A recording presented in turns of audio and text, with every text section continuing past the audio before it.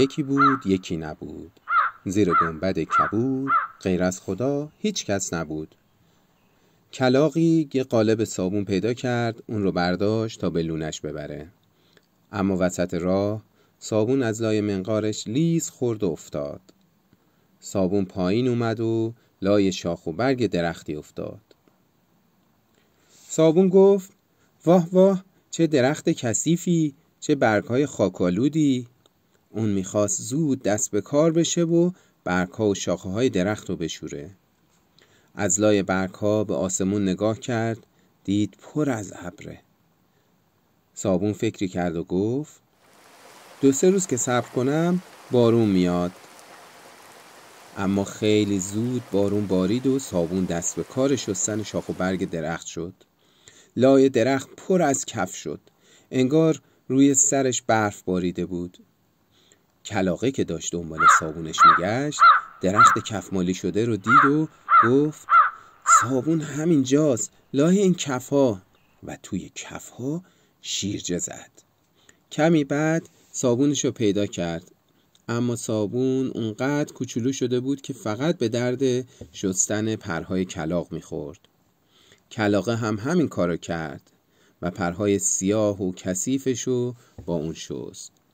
کمی بعد وقتی بارون همه کفها رو از سر و صورت درخت و کلاغه شست، هر دو تمیز و براق شده بودند. خورشید که از زیر ابرها بیرون اومد، هم درخت و هم کلاغ درخشان‌تر شدند.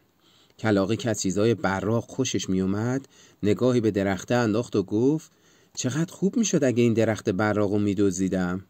اما هر کاری کرد تا درخت رو از ریشه در بیاره، نشد که نشد. دست آخر گفت لونم رو روی همین درخت می سازم. اینطوری همه درخت رو یه جا دزدیدم و توی لونم گذاشتم. درخت خنده براقی کرد و برگاش از تمیزی جیرینگ جیرینگ کردن و توی دلش گفت یه قالب صابون چه کارها که نمیتونه بکنه. قصه ما به سر رسید، کلاغه به خونش نرسید. بالا رفتیم ماست بود، قصه ما راست بود. پایین اومدیم دوغ بود، قصه ما دروغ بود.